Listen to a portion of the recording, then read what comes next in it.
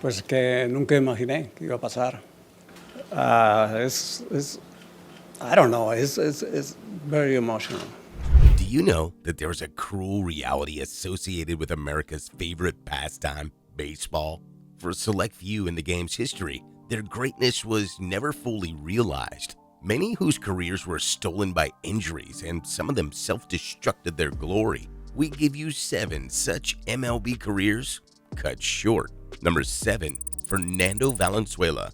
Imagine a rookie pitcher who not only triumphs in his first 8 decisions, but also leads the league in strikeouts, innings pitched, complete games, and shutouts. This same player earns the prestigious Cy Young, Rookie of the Year, and Silver Slugger awards, and even goes 3-1 in the playoffs with 2 complete game victories, ultimately leading his team to a World Series championship. This is the incredible career of Fernando Valenzuela, a shining star whose potential was tragically curtailed. For the Los Angeles Dodgers, Fernando Valenzuela came at the ideal moment for a city desperate for a successful baseball team. At the age of 20, Valenzuela became a sensational pitcher who dazzled the city and the entire baseball community in 1981. His success not only brought joy to the fans, but also united the community as people from all walks of life came together to support their team and their new star player. Despite his best efforts, Valenzuela was never able to fully recover from his career-ending injury. However, his unwavering determination and deep love for the game kept him going, and he continued to play in various leagues, showing his resilience and passion for the sport. Number 6, Nomar Garciaparra. In Red Sox history, Nomar Garciaparra is possibly the most amazing combination of power and hitting for average, second only to Ted Williams. Garciaparra averaged 198 hits, 110 runs scored, and 105 RBI, and won 2 batting titles in his first 4 full seasons, 1999 and 2000 respectively. These are significant achievements in the world of baseball, indicating his exceptional performance and skill. He also hit .357 and .372 in those seasons, further solidifying his position as one of the top hitters in the league. The injury that ruined Garciaparra's season after just 21 games in 2001 was a broken right wrist, which came to define his career. The good times did not last long for Garciaparra, who returned to the field in 2002 as a top hitter capable of 200-hit seasons and hitting averages above 300. At the 2004 trade deadline, the Red Sox dealt Garciaparra to the Cubs and went on to win the World Series and lift the Babe Ruth curse. Over the following few seasons, Garciaparra experienced a series of ailments that limited him to 81 games or fewer 4 times in his final 6 seasons. As a Red Sox, Garciaparra batted .323 with an OPS of .923. He was on pace to threaten career benchmarks of 1,500 runs, 1,500 RBI, and 3,000 hits by the end of his time with Boston. Number 5, Mark Fidrick. Mark Fidrick had the summer of 1976 all to himself. That season, as a 21-year-old rookie, he won 19 games and had the best earned run average in the league. With his distinctive flair and theatrics on the field, Fidrick became the talk of the major leagues, finishing 24 of the 29 games he started.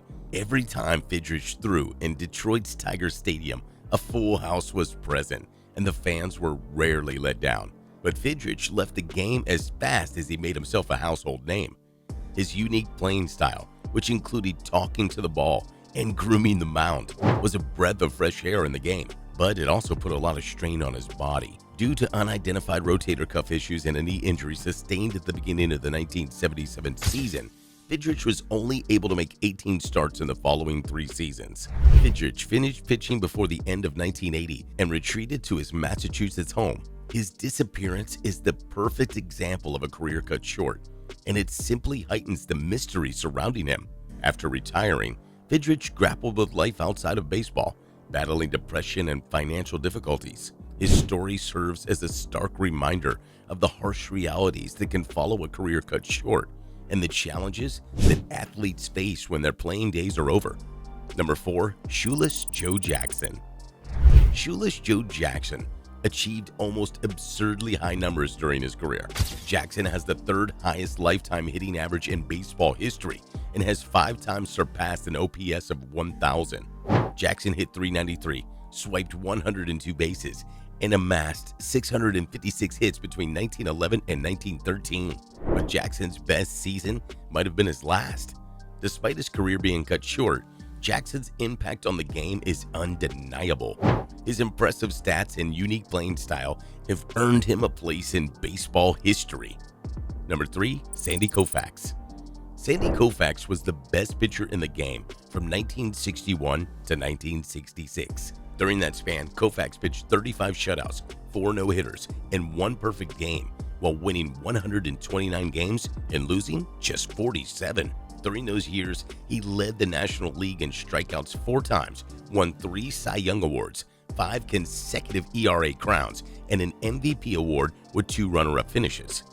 Then, it all ended abruptly. Kofax seems to have disappeared from this world. As it turned out, Kofax had been pitching with significant pain for some time, which added to the impressiveness of his run and unprecedented domination. For much of his last years, Kofax suffered from elbow trouble, and at the age of 30, he decided to retire following the 1966 season.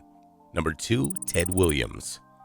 Ted Williams' lack of recognition as the greatest baseball player of all time can be blamed on Adolf Hitler and the Japanese military, says Boston Red Sox supporters. 3 of Williams' best hitting seasons were lost due to his 3 years of military duty during World War II. There was no greater offensive talent in baseball at the time Williams was conscripted into the Army in 1943. Williams had just finished with a string of league best totals in walks, home runs, runs scored, batting average, slugging percentage, and on-base percentage.